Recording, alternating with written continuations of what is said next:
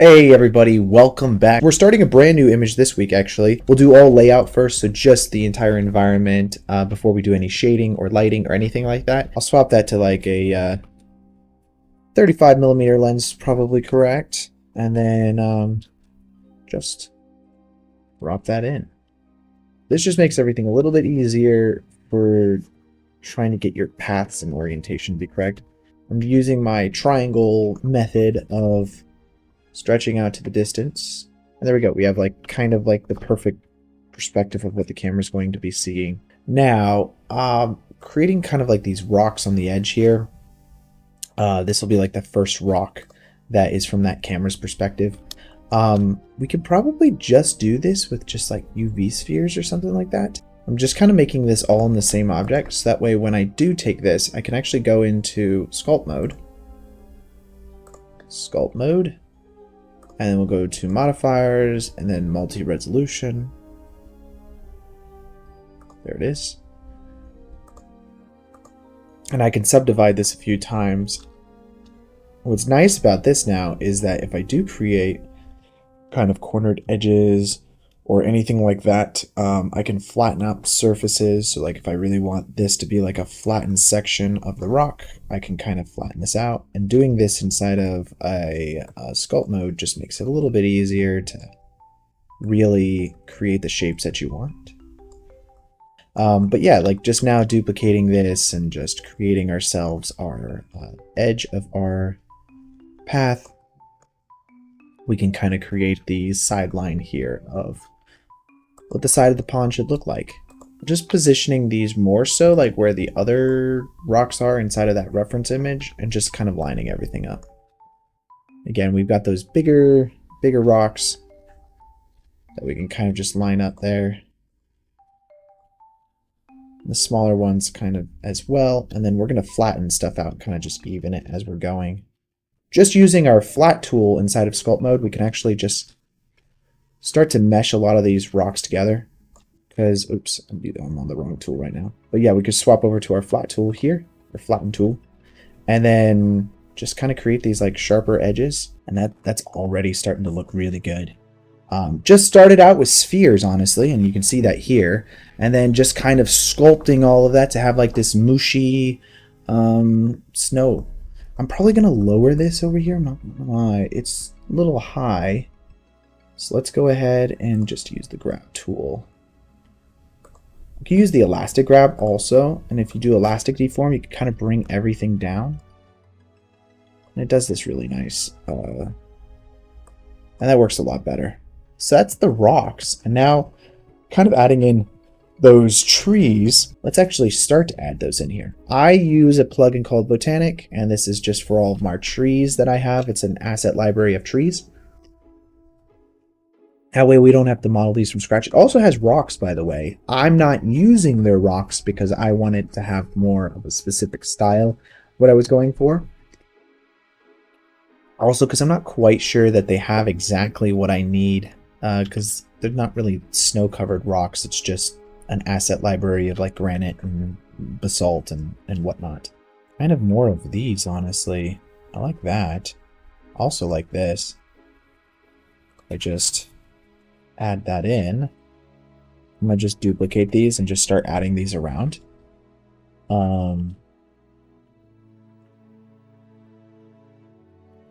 Drop that down a little bit.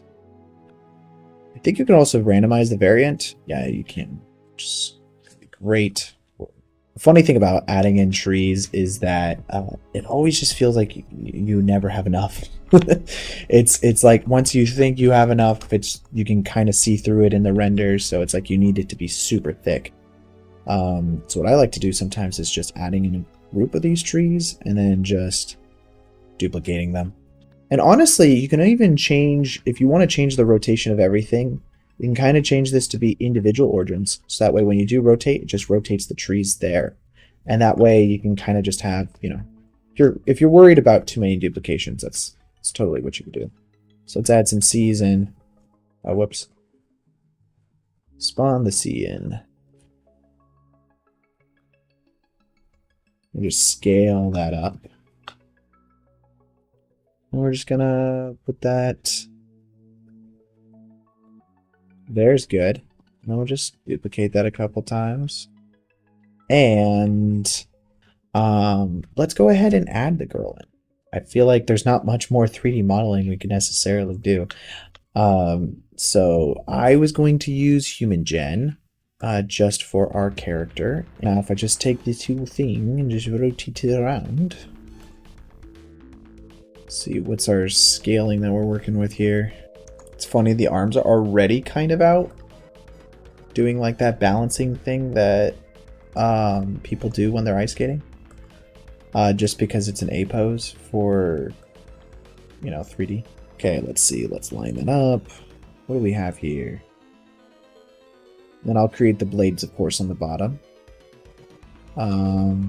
Whoa. Our arm is very much bent backwards. Good thing that I'm looking at this in 3D. Okay, I'm lining up the left arm a little bit better. Just rotate that outwards, I guess. Alright, good. Now, as far as the hair goes, the hair particles are hidden, so we'll just enable that so that we can see what we're doing here. And I'm going to go in and to sculpt mode. The thin strands are fine. I think all of that's good. And then I'm going to kind of create like this doodad that's going to go around her hair. So I'll do that by just creating a torus. There's a hairband, I guess is what it would be called. You know, honestly, it's not bad. I have to make the blades though. That works. So I'm just going to add this to the heel of the boot. See, this is why the pirate, I'm telling you, literally ice skates are pirate boots with blades on them. That's what an ice skate is. And you can't tell me otherwise. Just kind of extrude this up. These are just very basic shapes right now. So that's going to be the heel of the shoe. And then, let's see, and then we got one in the front here as well.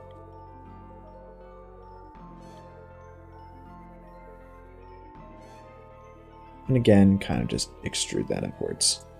And we can adjust how much curvature we want here by something like this. Just adding in those extra edge loops. Who knew? Who knew that ice skates were just pirate boots with blades on the bottom? Crazy though, dude. Pirate boots with blades connected to them. And that's you can take that one to the bank. Okay, great. So we created our blades for our shoes. Go ahead and hit the save button again, and I'm just going to view it over here on this screen. And yeah, so now we've got the sun kind of coming from that angle over there. But for right now, let's start working on some shading and get everything kind of where we want that. And of course, we're working in cycles. You can work in Eevee, to work in whatever you prefer. But for me, I prefer to work in more cycles-based rendering. I'm going to take the roughness and we're bringing that all the way down. Because again, this is ice. So, and we can actually have variation in our ice, because maybe it's not all completely perfect. And that'll be something that we can totally do. But just taking down the roughness all the way already give us pretty close to a look that we want. It kind of might have like a murky, dark undertone to it. Because it is water, and you want to make it feel like it's got layers to it rather than it is just a flat surface that's reflecting something. If we scale this up, this will make everything smaller. So something like that might even be pretty nice. We're not really trying to find anything specific, but just having like a bit of variation to your image is very nice. I'm going to use a color ramp, and if we take this now and plug this into our roughness of our principled BSDF, this will create some patches that are not as reflective. Then if we plug our FAC from this guy into the A input, and then in the other input is just black, pure black, or whatever the value of our negative was there, we can actually, well, I guess it's whatever the negative value of this Musgrave is, which would be pure black. We can actually just use the height of the Musgrave as our FAC. I had it backwards. So now we can change our amount of choppiness that we want to have, and that creates a variation with inside of our blobs rather than it just being what it was before. Increase that Now if we go view this, we can actually just try to create the look that we're going for. Yeah, that's a lot better. And overall now, we may actually want to have some roughness kind of just everywhere, rather than it just being super smooth and silky smooth, because that's probably not that realistic. We can actually take the same noise texture that we have here. We'll just duplicate that. And if we go view that, I'm going to make even the scaling even smaller, add in another color ramp. Now, if we take our overall kind of like very bright areas, that'll be very, very rough. I'm just going to be using kind of a mix node and adding that on top of it. So if we just take a mix node and then we'll take our color values, and instead of mixing, I'm going to be doing adding. And we're going to add this with, I think, B. I don't know, does that, yeah, so that'll make this very white, and then that will stay the same. And that allows us to kind of have a nice procedural ice effect. I did download snow textures last week. So we will have our diffuse, just drag that in there. We'll have our displacement, our roughness. But yeah, now I could just plug this vector into all of our images that we imported. And so that way I can adjust the scaling just from that. And that creates, you know, we can already see it. It's adding in like this extra little texture here that we didn't have before, just from the displacement. And so that way the sun can kind of catch it in different angles and create like these tiny little micro shadows that we weren't going to have before. Now, we don't have to add any clouds in because we have it with this plugin, but I find that it kind of looks nice if we do. So why not? We can actually just add in a huge cube. Just gonna do that right here. And really, this is just going to be catching light. So grab that on the Z-axis and we'll scale that down. Probably even go all the way back here. It's fine. Because again, the idea of this is really just to add in some nice volumetric fog. A new material for this, and we'll just call this fog. We could delete our principled BSDF and add in a volume scatter. Plug this into the volume, not your surface material output. And we can change our density now to something like 0.01. Change our interpretancy to be something like 0.65. Should work pretty nicely for us. And now when we go into our 3D, you'll see that we have all of this fog in here, and it kind of creates this very magical sun ray, god ray effect that's happening from our sun. Let's add in some of the snow on the ground. I think we can add some snow piles. But we only want this in specific parts of the image. We don't want geometry everywhere. Very small pieces. Create another Musgrave. Do like that. So let's use a color ramp. So the idea of this is that we're going to be taking this Musgrave texture and we'll be taking this Musgrave texture. And if we plug in, let's see, this is our area in which we want stuff. So this gets plugged into the FAC. And if we just go look at what we're going to do here, you can see that the area where the white stuff happens to be, or the lighter gray stuff happens to be, is where we want this texture to be. So we plug this into B. So now you're creating like tiny little piles of snow in the areas in which you're saying that it should be at. Okay, great. That actually works. Let's disable our fog so we can actually see what we're doing. And you can see now we only have snow in the areas that we need the snow to be at. And just move that slightly up. Could literally just be like a millimeter. And go back to camera view and we'll hit render view on that. Make sure to hit the save button, of course, as always. And now we're going to have our little patches of snow throughout because of our little effect that we did there. I really like just doing this other light that's kind of like on the reverse from the angle of like where the sun's going to be coming from on the other side. Just giving us like a bit of an edge light to what we're working on. With some white polka dots, that's what I want. It doesn't make sense for it to be in front of where she's skating to, but it does make sense to have more. So just kind of having it all around. also in this area kind of made more sense to have that there as well. So now let's go back to our mix shader, and if we view that, it kind of puts our piles of snow a little bit further away from camera too, and I'm fine with that. And I guess the only other thing that I would really want, if we are going to do this, is kind of just taking these big trees that we have along this edge here and just duplicating that outside of the view of the camera. This will create some really nice lighting. And that's always quite nice to be able to have a little bit more variation with the lighting, especially since we are adding like this fog in there. It gives you like these free God rays that are kind of coming through, and it gives you like this nice effect as if it's like a pool of light hitting the area in which she's ice skating. Now I'm rendering this out at 25% resolution. That way I can do this live with you guys and we can do some compositing. Hey, take this moment while we're rendering this out to hit the like button on the video. I don't know if you guys have done that already or not, but please hit the like button. That helps the video out with traction and with it being shared with more and more people. So if you haven't done that already, please hit the like button and subscribe. I do these streams weekly. So we're going to use a shuffle node, and now you'll see if we just use the combined view layer, it'll actually give us our image. All right, so there's a couple things that I want to do with this image. I always love to add in some lens distortion, so we'll just go ahead and add that in right now, so when we're making all of our adjustments we can see what we're doing.